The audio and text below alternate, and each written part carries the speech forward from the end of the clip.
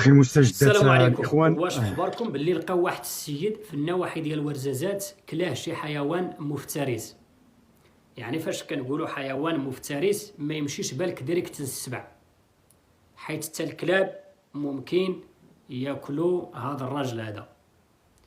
فعندي واحد المعلومه غادي نقدمها لجماعه تيديلي النواحي ديال ورزازات، حيت جماعه تيديلي فاش وقعت هذه الفاجعه هذه ومازال ما عرفوش واش السبع اللي كلا هذا السيد، واش الكلاب، واش الضبوعه، واش شي حيوان مفترس كيف ما كان النوع ديالو.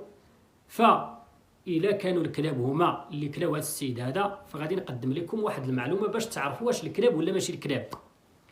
فغادي نسمعوا لهذا الفيديو هذا. هاد الناس راه صوروا البلاصه اللي وقعت فيه الحادثه اللي تكال فيه هذا السيد هذا. غادي نتفرجوا في هذا الفيديو ونترجم ليه لكم حيت كيهضروا بالامازيغيه. من بعد غادي نعطيكم هذه المعلومه ونناقشوا هذا الموضوع هذا. اولا وغلين تنصلات صلاه نرط غير افنديس كان الحوايج ضاينا سقنت كانت الشات كرا يوزات كرا لا حق خصال لا حق يلاه الجنجمه نخصاص ديال واكجا نزدار غيبين ميكني خصان كله اما وين فاتنو لي غزديسنو لا كلشي لا حد الحوايج نس دوكل زين سيوش كده الصغير نقطك ورسمت الشان يا ربي السلامة يا ربي السلامة والله العظيم نبدا تسوي الوقت.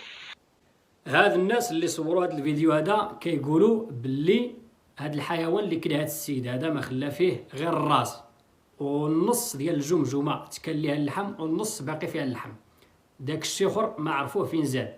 وكيقولوا باللي هاد السيد هذا الله اعلم جا بالليل باش يسقي الفلاحه ديالو، حيت لقاو الدوزان ديال الفلاحه العتله وما خلى هاد الحيوان غير الحوايج والجمجمه. اذا كيفاش غادي يعرفوا واش الكلاب وهما اللي كلاو هاد السيد هذا ولا السبع ولا شي حيوان اخر؟ اولا خصهم يقلبوا على الجثه، خصهم يقلبوا على العظام والرجلين وداك الشيء كامل حتى يلقاو داك الشيء. والقاعده ديال الكلاب راه باينه وواضحه. الكلاب راه فاش كيشبعوا اللحم راه كيزيدوا واحد 40 متر ولا 50، كيلقاو شي بلاصه كتكون فيها الشمس مزيانه راه كينعسوا تماك. الا هما اللي كلاو هذا السيد هذا راه غادي يلقاوهم في النواحي ديال الجثه 100 متر 50 متر راه ما كيفوتوهاش، راه كيتمشاو لتماك كينعسوا تماك تا يضرهم الجوع، عاوتاني كنرجعوا للجثه ويبقاو يرضعوا في العظومه تماك. ولا المهم راه ما غاديش يبعدوا من الجثه.